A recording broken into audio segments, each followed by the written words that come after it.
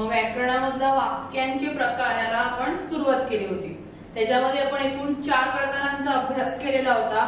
विधानार्थी वाक्य, प्रश्नार्थी वाक्य, उद्गारार्थी वाक्य आणि अजून एक होता प्रकार त्याला म्हटलेला आहे आज्ञार्थी वाक्य। अशा एकूण 4 प्रकारांचा अभ्यास आपण मागच्या लेक्चरला केलेला होता। आता आपण त्याच्या थोडे पुढे जाणार आहोत। ही 4 प्रकार आपण अगदी लहानपणापासून बघत आलेलो आहोत, पण आता हे जे पुढचे प्रकार आहेत ते थोडेसे ऍडव्हान्स लेवलला आहेत, यांचा आपण अभ्यास करायचा आहे। या 3 प्रकारांमध्ये आज जे बघणार आहोत त्याच्यामध्ये तुम्हाला विधानार्थी पण दिसणार आहे, प्रश्नार्थी पण दिसणार आहे। या सगळ्यांचं मिश्रण होऊन ही 3 प्रकारांची विभागणी झालेली आहे। तर आज आपण प्रकार पहिला बघायचा आहे, तो आहे केवल वाक्य। केवल म्हणजे फक्त, याच्यामध्ये केवळ कसं वापरलेलं आहे, ज्याच्यामध्ये केवळ आणि केवळ एकच उद्दिष्ट असतं, एकच पर्पज असतो किंवा त्या वाक्यामधून एकच उद्दिष्ट आपल्याला समजावून सांगायचा असतो। कुठलं इतर दुसऱ्या कुठल्या गोष्टी नसतात, एक आणि एकच वाक्य आपल्यापुढे सादर केलेलं असतं। तर बघूया आपण पहिलं वाक्य काय दिलेलं आहे। पाऊस पडल्यावर हवेत गारवा येतो। आता एकच वाक्य सांगितलंय, एकच उद्दिष्ट सांगितलेलं आहे, बाकीचं काय सांगितलं का नाही। सांगण्याचं उद्दिष्ट काय की पाऊस पडल्यावर हवेत गारवा येतो। अजून काय वर्णन केलंय का, पाऊस पडल्यावर निसर्ग सुंदर होतो, पाऊस पडल्यावर अजूनच निसर्गाला एक वेगळी ललाट प्राप्त होते, नाही। आपल्याला फक्त काय सांगितलंय, निसर्ग आणि त्याच्या हवेबद्दलच्या गोष्टी सांगितलेल्या आहेत, पाऊस आणि हवेमध्ये होणारा बदल एवढेच आपल्याला स्पष्टीकरण दिलंय। मग जिकडे एकच उद्दिष्ट असतं तिकडे समजून जायचं की हे केवल वाक्य आहे।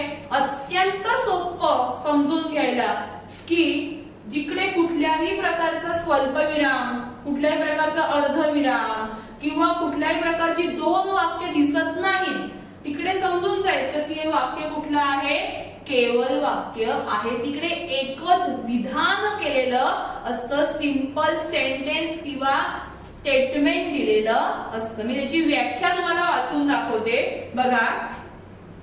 केवल वाक्यात एकच विधान असते, त्यामुळे एक उद्देश व एकच विधेय असते। विधेय म्हणजे एक वाक्य। केवल वाक्यात विधानार्थी, प्रश्नार्थी, आज्ञार्थी, होकारार्थी किंवा नकारार्थी यातील कोणत्याही प्रकार असू शकतो। म्हणजे तुम्ही कन्फ्यूज होणार की मॅडम हे नक्की काय, तर अतिशय सोपं आहे, काही गोंधळून जायची गरज नाही। तुम्ही बोलते मॅडम हे प्रश्नार्थी वाक्य पण दिलेलं आहे, काय दिलंय बघा, तो खेळाडू आहे का, बरोबर आहे। इकडे हा प्रश्न विचारलेला आहे, परंतु हा जरी प्रश्न विचारला असला तरी ह्याच्यामध्ये केलेलं विधान एकच आहे आणि जिकडे एकच विधान असतं तिकडे समजून जायचं की हा प्रकार कुठला आहे, केवल वाक्य। दुसरं वाक्य बघूया आपण। ती रोज सकाळी लवकर उठते, बरोबर आहे। आता इकडे पण एक स्टेटमेंट आहे, एकच विधान आहे, एखाद्या व्यक्तीच्या सवयीबद्दलचं विधान आपल्याकडे व्यक्त केलेलं आहे आणि त्याच्यामध्ये इतर कुठल्या दुसऱ्या गोष्टी सांगितलेल्या नाहीये। ती सकाळी लवकर उठते व शाळेत जाते असं म्हटलंय का, नाही। फक्त काय दिलंय, सकाळी लवकर उठते, एकच विधान आहे। त्याच्यामुळे इकडे आपण कुठल्याही प्रकारची विधानं जर इतर दिली नसतील तर समजून जायचंय की हे केवल वाक्य। आपण एक नकारार्थी वाक्य बघूया। नकारार्थी वाक्य बघा।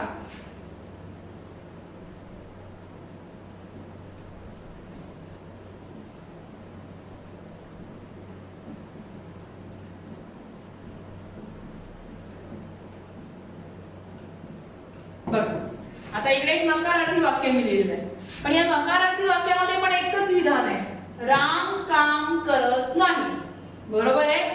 नाही आलाय म्हणून हे नकारार्थी आहे। आता ही जी वरची होती ही सगळी होकारार्थी वाक्य होती आणि इकडे एक नकारार्थी वाक्य आपण घातलेलं आहे। म्हणजे एक गोष्ट परत मी तुम्हाला सांगते आहे की या केवल वाक्यामध्ये विधानार्थी, प्रश्नार्थी, होकारार्थी, नकारार्थी या सगळ्यांचा समावेश केलेला असतो। तिकडे एक विधान असतं आणि म्हणून त्याला केवल वाक्य म्हटलेलं आहे। आपण दुसरा प्रकार बघायचा आहे। दुसरा तर पहिले मी जी व्याख्या वाचून दाखवते बघा. मिश्र वाक्य म्हणजे त्याच्यामध्ये दोन किंवा अधिक वाक्ये असतात जी एकामेकांवर अवलंबून असतात. अर्थाच्या दृष्टीने स्वतंत्र असणारे वाक्य मुख्य वाक्य असते व मुख्य वाक्यावर अवलंबून असणारे वाक्य गौण वाक्य असते. आता याचा अर्थ समजून घेऊया. बघा, मिश्र म्हणजे एक प्रकारची सरमिसळ झालेली असते. मग ही सरमिसळ होत असताना आपल्याला दोन वाक्य आपल्याला आढळून येतात. बघा, पहिलं वाक्य बघा काय दिलंय मी. जेव्हा काम होईल तेव्हा मी घरी येईन. आता इकडे मी वाचताना तुम्हाला सांगितलं की इकडे वाक्य किती असतात, दोन असतात आणि या दोन वाक्यात मिळून मिश्र वाक्य तयार होत असतं. मग ह्याच्यामध्ये जी दोन वाक्य त्यातलं पहिलं वाक्य काय सांगितलं आहे, मुख्य वाक्य. पहिलं वाक्य नेहमी मुख्य असतं आणि या पहिल्या वाक्यावरती अवलंबून असतं दुसरं वाक्य. मग याला काय म्हणतात, गौण वाक्य. बरोबर आहे. बघा काय सांगितलंय, जेव्हा काम होईल. इकडे कशाला महत्व दिलंय, काम होण्याला महत्व दिलंय. जेव्हा ते माझं काम होईल तेव्हा काय, मी घरी येईल. म्हणजे पहिल्या वाक्याची पूर्तता झाल्याशिवाय दुसरं वाक्य पूर्णत्वास जाऊ शकणार नाही. या वाक्यावरती हे वाक्य पूर्णपणे अवलंबून असतं. दुसरं बघूया. पाऊस पडला की हवेत गारवा येतो. आता परत इकडे तेच आहे. मुख्य वाक्य काय आहे, मुख्य क्रिया कुठे घडते आहे, पहिल्या वाक्यात. पाऊस पडला की म्हणजे पाऊस पडण्यावर काय अवलंबून आहे, हवेतील गारवा. म्हणून मुख्य वाक्य हे, गौण वाक्य हे. तिसरं बघूया. जेव्हा मी गावाला गेलो तेव्हा तेथे माणसे नव्हती. आता मुख्य वाक्य काय आहे, जेव्हा मी गावाला गेलो. गावाला जाणं हे महत्वाचं होतं. गावाला गेल्याशिवाय काय कळालं नसतं, तिकडे कोण नव्हती, माणसे नव्हती. म्हणजे पहिल्या वाक्यात घडलेल्या क्रियेशिवाय आपण दुसऱ्या वाक्याच्या क्रियेकडे वळू शकत नाही. पहिल्या तिन्ही वाक्यांमध्ये जी घडणारी क्रिया आहे ही घडल्याशिवाय पुढच्या तिन्ही क्रिया घडल्या नसत्या. आणि म्हणूनच मी परत सांगते, मिश्र वाक्यांमध्ये दोन वाक्य असतात. पहिल्या वाक्यावर दुसरं वाक्य अवलंबून असतं आणि म्हणून पहिल्या वाक्याला मुख्य वाक्य म्हणतात आणि दुसऱ्या वाक्याला गौण वाक्य म्हणतात.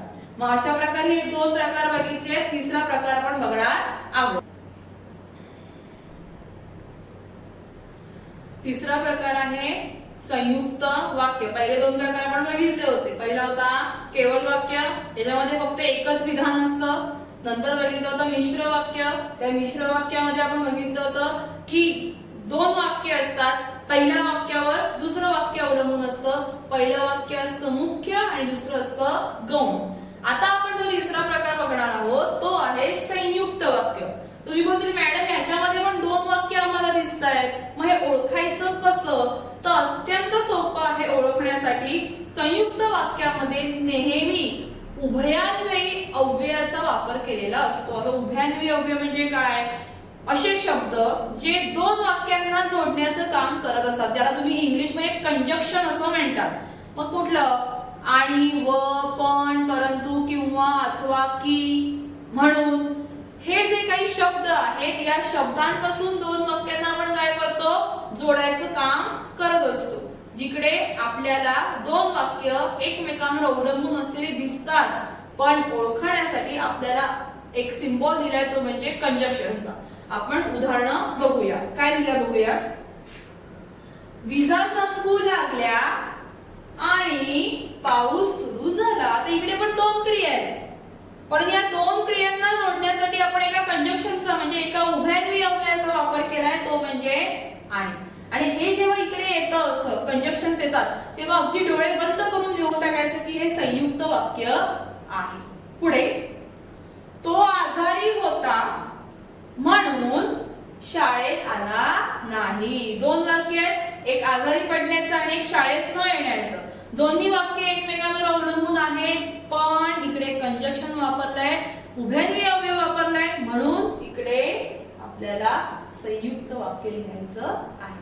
पुढे मरावे परी कीर्ती रूपी उरावे. आता बोलते मॅडम हे खूप कठीण वाटतंय आम्हाला, इकडे काही दिसतच नाहीये, पण आहे इकडे उभयन्वी अव्यय आलेलं आहे. कुठलं आहे तर परी.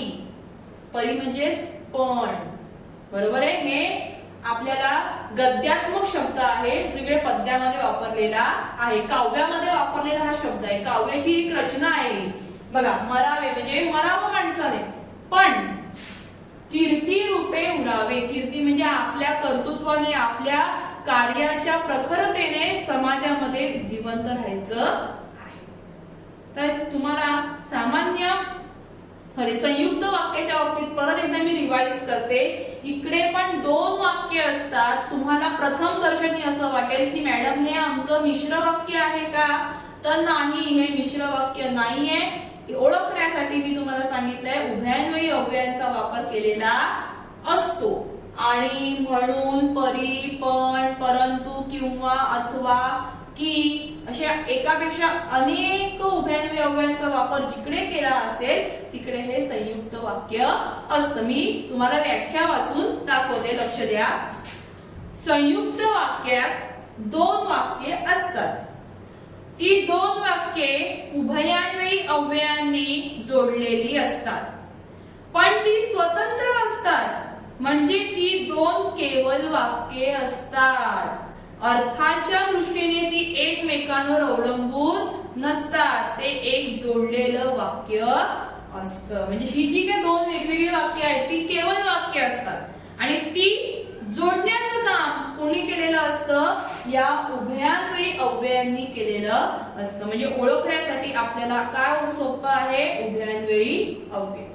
आता मी काही वाक्य तुमच्याकडे सोडवलेली आहेत, सरळ वाक्य आहेत आणि ती सरळ वाक्य 3 पद्धतीने कशी लिहू शकतो आपण, जे 3 प्रकार अभ्यासले. पहिलं आपण अभ्यासलं केवल, दुसरं मिश्र आणि तिसरं अभ्यासलं आता संयुक्त वाक्य.